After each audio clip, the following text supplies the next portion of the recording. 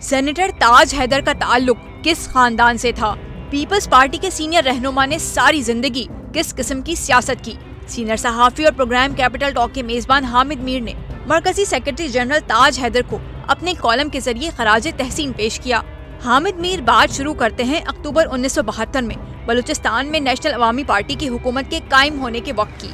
Governor Ghaus बख्श बजंजो ने professor करार हुसैन को बलूचिस्तान यूनिवर्सिटी का वाइस चांसलर मुकर्रर कर दिया था, जबकि उनका बेटा ताज हैदर पीपल्स पार्टी से वाबस्ता था।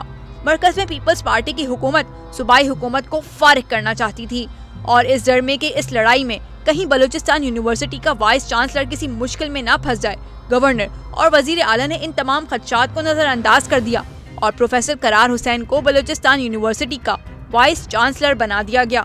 हामिद मीर लिखते हैं कि गवर्नर बसिंजो और वजीर आला मेंगल की हुकूमत को ज्यादा अरसे चलने न दिया गया और वजीर आजम जुल्फिकार अली भुट्टो ने उस हुकूमत को सिर्फ 10 माह के बाद फरवरी 1973 में फारिग कर दिया। चंद साल बाद भुट्टो साहब की हुकूमत को 1977 में फारिग कर दिया गया तो पाकिस्तान में बदतरीन फौजी आमरीत की एक तवील रात शुरू हो गई। उस दौर में प्रोफेसर करार हुसैन कुरान की उन तालीमात को सामने लाए जो आमरीत की नफी करती हैं। उनके बरखुरदार ताज हैदर किसी जमाने में कराची यूनिवर्सिटी में रियाजी के उस्ताद थे, लेकिन बाद अज़ा पीटीवी के लिए ड्रामे लिखने लगे। जनरल जिया के दौरे आमरीत में वो कुछ अरसे के लिए बैरून मुल्क चले गए और खामोशी से मुख्तलिफ यूरोपीय ममालिक में पीपल्स पार्टी के कारकुनों को मुनज़्ज़म करने लगे। जून 1982 में हॉलैंड के शहर एम्स्टरडैम में पाकिस्तान और हॉलैंड के दरमियान चैंपियंस ट्रॉफी का फाइनल हॉकी मैच था।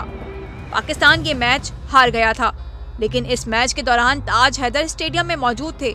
उस मैच को मगरबी प्रेस में बड़ी शोहरत मिली क्योंकि जब पाकिस्तान की तरफ से समीउल्लाह ने वाहिद गोल किया तो स्टेडियम में मौजूद पाकिस्तानियों के एक ग्रुप ने जनरल जिया के खिलाफ बैनर लहरा दिए।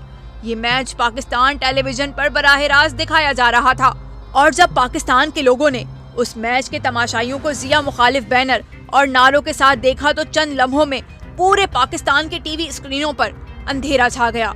उसी जमाने में ताज हैदर ने पेरिस में एक ट्रेडिंग कंपनी कायम की जो पाकिस्तान से पीपल्स पार्टी के ज़ेरे अताब कारकुनों के लिए बिजनेस वीजों का बंदोबस्त करती और ताज हैदर इन कारकुनों को पेरिस से लंदन भेज देते, जहां मोहतरमा बेनजीर भुट्टो एमनेस्टी इंटरनेशनल के जरिए उन कारकुनों के खानदानों के लिए रिलीफ का बंदोबस्त करती थी।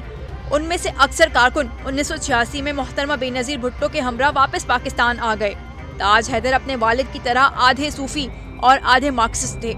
हमेशा गरीब और मजदूर तबके के हुकूक के लिए आवाज उठाते रहे। 1995 में मोहतरमा बेनजीर भुट्टो ने उन्हें सेनेटर बनाया तो इस्लामाबाद में उनसे मुलाकातें शुरू हुई। वो अपने तमाम भाई बहनों की तरह बहुत शाइस्ता, नफीस और मुस्कुराने वाले इंसान थे।